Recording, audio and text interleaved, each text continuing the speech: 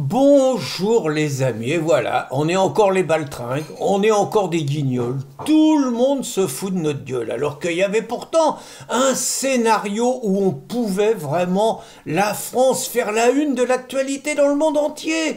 Je vous raconte l'histoire, donc ça se passe à l'Assemblée nationale. Bon, les nerfs s'échauffent un peu, les nerfs sont à vif. Il y a quelque temps, le député insoumis Thomas Porte, que certains appellent le porte-parole officiel du Hamas en France. Donc Thomas Porte, il avait menacé un député du Rassemblement national de lui péter la gueule à la récré, en dehors de l'hémicycle, à 10 contre 1. Donc bon, c'était un bon début. On sent que les mecs, dans les échanges, dans les invectives, tout ça, on sent que c'est la haine. On sent qu'il y a trois blocs qui se haïssent cordialement les uns les autres. Et là, il y avait beaucoup de tension, c'était jeudi. Je vous explique tout, les insoumis, ils avaient raconté au peuple que ça y est, grâce à eux, on allait revenir à la retraite à 62 ans, qu'ils allaient foutre en l'air la retraite à 64 ans. Ils avaient annoncé ça partout, en oubliant de préciser qu'ils n'avaient pas voté le même texte présenté par le RN. Mais ils ont pris les députés macronistes pour des Mickey.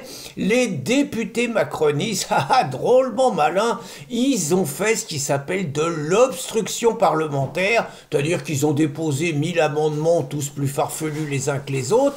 Résultat, à minuit, on n'avait pas eu le temps d'examiner le texte des insoumis et les potes à Méluche, si j'ose dire, ils l'ont eu profond. Donc il y avait un petit peu de tension, bon, ça fait partie de la vie. Alors ce qu'il faut savoir, c'est que les députés insoumis, ils ont menacé des députés macronistes de balancer le nom des mecs qui avaient déposé des amendements et de les livrer en pâture aux réseaux sociaux, voire peut-être un peu plus. Alors les autres, ils étaient un peu énervés. Et c'est parti comme ça. Le député turquois, un vaillant député modem, il a allumé un député socialiste en lui disant qu'à cause de lui, des gens de sa famille recevait des menaces et des insultes. Et il a voulu aller vers le député socialiste pour lui mettre un pain. Et c'est là qu'on voit qu'on est vraiment dirigé par des baltringues. Je veux dire, dans ces cas-là, faut laisser faire.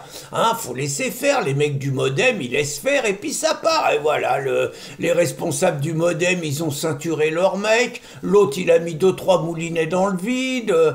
Antoine Léaumont, qui passait par là, il a failli en prendre une. Un insoumis, il l'a loupé. Bref, une rigolade, quoi. Alors que très franchement, moi j'ai une expérience un petit peu sportive et je connais un peu le rugby. Il y a des moments, il faut laisser partir une bagarre générale. Et le fait de faire partir une bagarre générale, plaf, plaf, plaf, ça part dans tous les sens. Il y en a un ou deux qui restent les bras en croix pendant quelques temps, mais ça calme, c'est l'exutoire nécessaire. Et après, le match, il reprend normalement. Ils n'ont rien compris. Regardez, par exemple, en plus, bon, très franchement, on est des charlots, tout le monde qui parle d'une bagarre à l'Assemblée nationale, mais on est des guignols, 2-3 moulinets, c'est rien.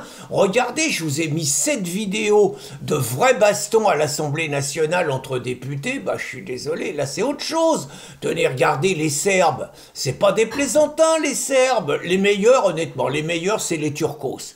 Les Turcos, un baston, une demi-heure. Les flics interviennent pas, une demi-heure, du sang par terre, quand même, les mecs des chaises sur la gueule et tout. Ça, c'est des bagarres. Les Serbes, pas mal. Les Ripalous, les Italiens, pas mal non plus. Les Géorgiens, des excellents. Les Ukrainiens, franchement, les Ukrainiens, punaise, regardez le baston entre Ukrainiens. Je comprends que les Popov, ils aient du mal avec eux, c'est pas des plaisantins, les mecs. Alors, en Afrique du Sud aussi, c'est pas mal, je vous en ai mis une sur le Sénégal, oh la vache! Un marabout qui met une torgnole à une nana qu'il traite de charlatan. Là, c'est grandiose, vous voyez, ça part dans tous les sens. En Afrique du Sud aussi, enfin, c'est un peu en dessous quand même.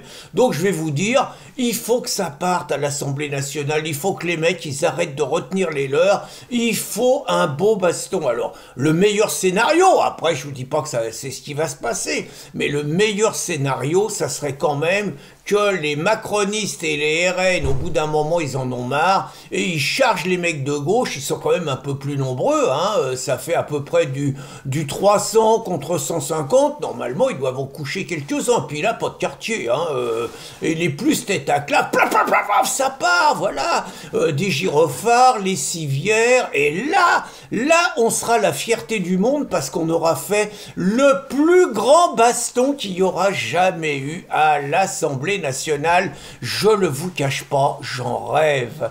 Bonne journée les amis.